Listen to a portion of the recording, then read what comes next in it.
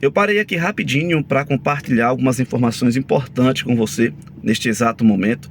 Você sabe que Roma perdeu o seu poder civil e o que eu quero compartilhar com você aqui neste momento, com Jefferson Araújo, é como que Roma vem trabalhando e conquistando esse poder novamente. Não sai, porque é importante você ficar aqui até o final. Ele vai mostrar passo a passo como que Roma vem trabalhando e conquistando esse poder novamente, tá bom? Então não sai, fica até o final e o link da mensagem completa vai estar aqui na descrição, tá bom? Que Deus ele te abençoe de forma especial. Darei às minhas duas testemunhas que profetizam por 1260 dias vestidos de pano de saco. Então esse período de tempo aparece várias vezes na Bíblia. Não é nenhuma invenção nossa. Então quando a Bíblia diz lá que o chifre pequeno atuaria por um tempo, 2 tempos e metade de um tempo, são 1260 dias. Mas isso é pouco tempo, né? Só que nós sabemos, Números 14, 34 e Ezequiel 4, 6, que dias em profecias representam anos. Então nós convertemos aqui 1260 dias em 1260 anos. Isso é muito tempo. Nós estamos falando de uma igreja milenar que durante praticamente todo o período da Idade Média dominou o mundo europeu, ocidental, especificamente falando. Será que isso bate dentro da profecia? Lembra do decreto de Justiniano? Ele deu o decreto em 533. Só que até as 3 tribos serem dizimadas, houve um tempo que passou ali. De tal maneira que o decreto só foi efetivado em 538, quando o Papa ele conseguiu destruir os ostrogotos e se tornar supremo na Europa Ocidental. Mais 1260 anos, chegamos ao ano de 1798, e o que aconteceu aqui, um dos eventos mais espetaculares da história, que seria uma quebra clara de um paradigma que dominou o mundo durante todo o Ocidente, todo o período medieval aqui na Europa Ocidental. Volto a repetir. Foi a prisão do Papa Pio VI, nós estávamos na época da Revolução Francesa, Napoleão Bonaparte invadindo territórios aqui na Europa, inclusive invadiu Portugal também, só que o rei de Portugal, muito inteligentemente, foi fugir lá para o meu país, né? E eu digo que foi super inteligente mesmo, porque se ele tentasse lutar, Napoleão estava acabando com as famílias aqui imperiais de todos os lugares. E a estratégia de Dom João VI foi sensacional. Alguns dizem é covarde e tal, mas ele foi muito inteligente, porque ali ele conseguiu manter a família real e, ao mesmo tempo, cuidar de 2 territórios, né? E eu lamento que isso não tenha se tornado assim um vínculo maior entre nós lá no Brasil e aqui em Portugal, que depois a coisa tenha se dividido. Mas, enfim, voltando então, Napoleão estava conquistando vários lugares e ele chegou na Itália e ele aprisionou o Papa, não exatamente ele, o seu general Berthier, mas Napoleão era o cara que comandava tudo. E aqui nós temos, né, em fevereiro de 1798, a prisão do Papa Pio VI. Mas essa imagem, para mim, ela é espetacular. Esse é um quadro que transmite a cena da coroação de Napoleão, quando Napoleão agora se tornou o imperador, digamos, da Europa durante o período das guerras napoleônicas. Só que essa cena tem algo de errado nela, que não era comum na Europa. A coroação dele aconteceu na Catedral de Notre-Dame, em Paris. O Papa, ele coroava todos os imperadores durante a Idade Média, para receber a bênção papal. E os imperadores viajavam até Roma para serem coroados por ele. Isso começou com Carlos Magno, que foi o primeiro que ele coroou. Todos os outros foram coroados por ele. Só que aqui, quando Napoleão ele vai ser coroado, primeiro, ele não viaja para Roma. O Papa que teve que ir para a França. Segundo, o Papa não está coroando Napoleão. O Papa está aqui, ó, assentado, olhando Napoleão colocar a coroa sobre a sua própria cabeça. Ou seja, sabe qual é o símbolo aqui? O papado, nessa época, estava perdendo a sua autoridade o quê? Civil sobre o mundo. Religiosa ainda não. Religiosa eles nunca perderam, mas o poder civil eles tinham perdido aqui. Só que a profecia para por aí? Acabou? A igreja perdeu o seu poder civil e ponto final? Apocalipse 13 para por aí? Não. Em Daniel 7, sim, nós chegamos à conclusão de que o chifre pequeno é Roma, é Roma papal, só que Apocalipse vai mais além. E apesar de dizer no versículo 3 e 4 que uma das cabeças da besta foi ferida de morte, que é o que acontece em 1798, o texto continua dizendo que a ferida mortal foi o quê? Curada. Vamos ler a passagem inteira? Diz lá o seguinte, Apocalipse 13, versos 3 e 4. Então vi uma de suas cabeças como golpeada de morte, mas essa ferida mortal foi curada. E toda a terra se maravilhou seguindo a besta. E adoraram o dragão, porque deu a sua autoridade à besta, e também adoraram a besta, dizendo quem é semelhante à besta, quem pode pelejar contra ela.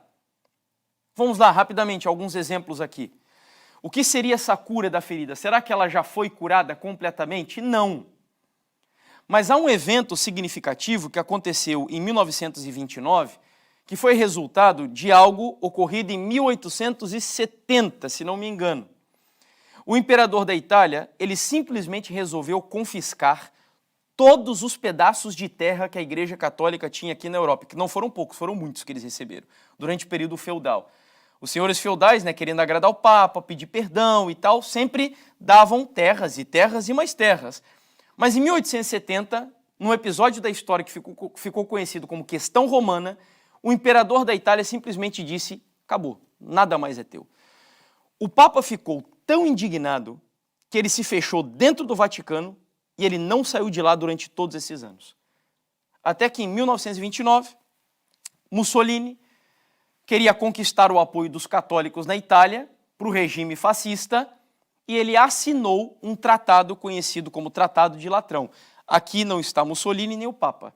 Ou melhor, Mussolini está aqui sim, é ele. Assinando um tratado com o cardeal Gaspari, que foi enviado para representar o Papa Pio XI, se não estou equivocado, na assinatura desse documento. O que esse documento fazia? Devolvia parte dos territórios que a igreja tinha perdido e inclusive reconhecia o Vaticano, que hoje é o menor país do mundo. O Vaticano é um Estado soberano, tá?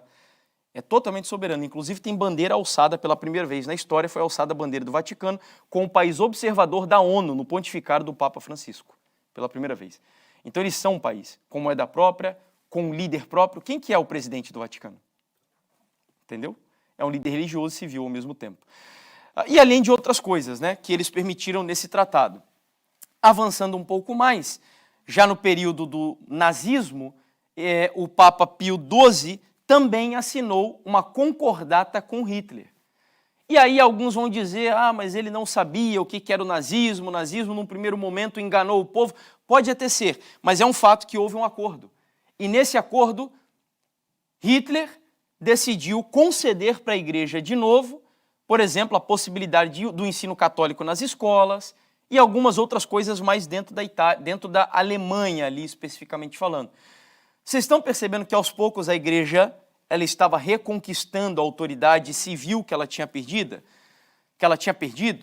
Concílio Vaticano II, comentamos aqui, 1962 a 1965, Papa João XXIII.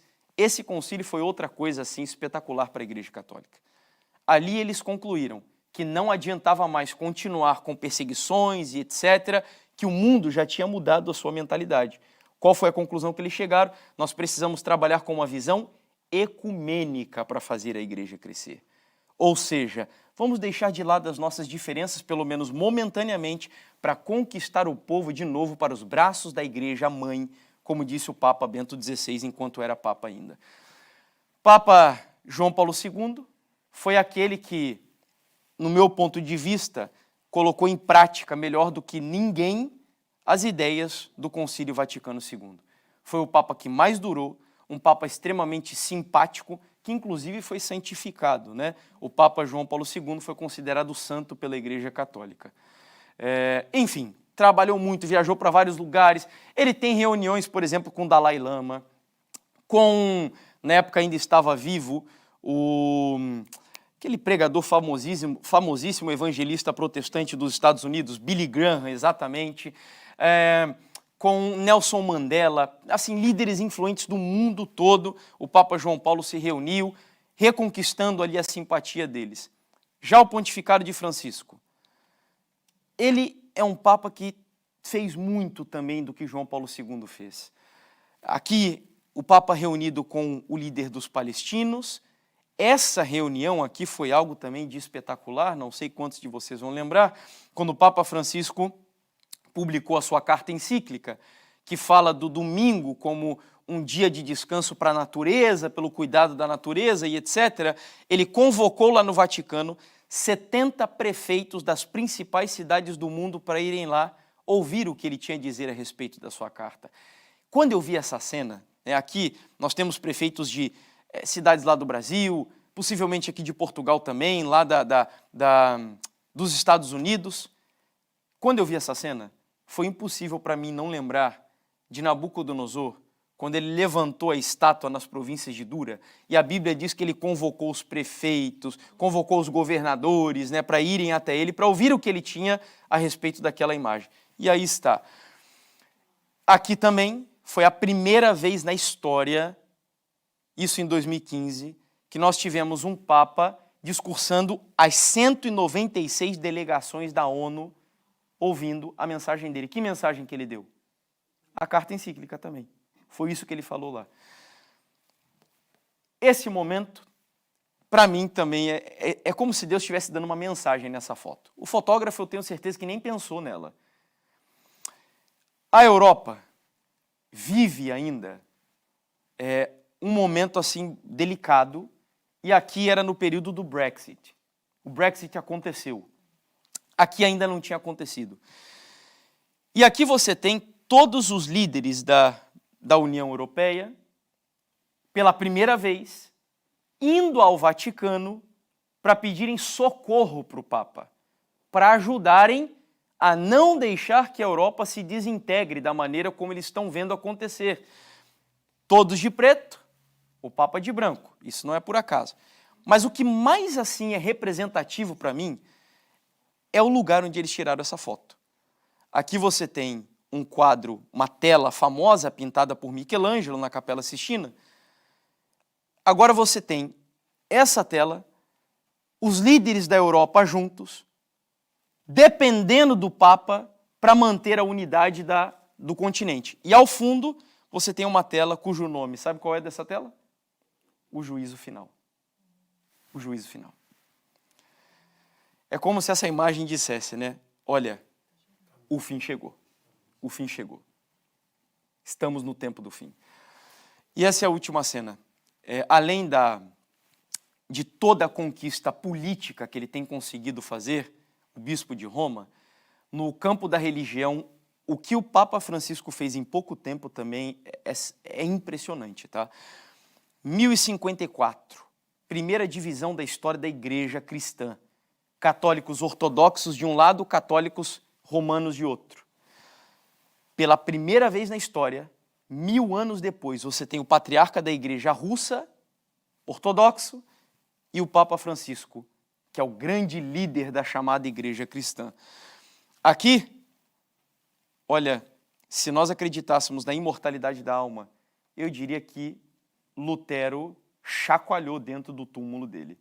Porque aqui você tem a igreja luterana assinando um acordo com a igreja católica de que eles creem exatamente igual na doutrina da justificação pela fé. Aqui é o Papa Francisco visitando e dando uma mensagem, sabe na igreja de quem?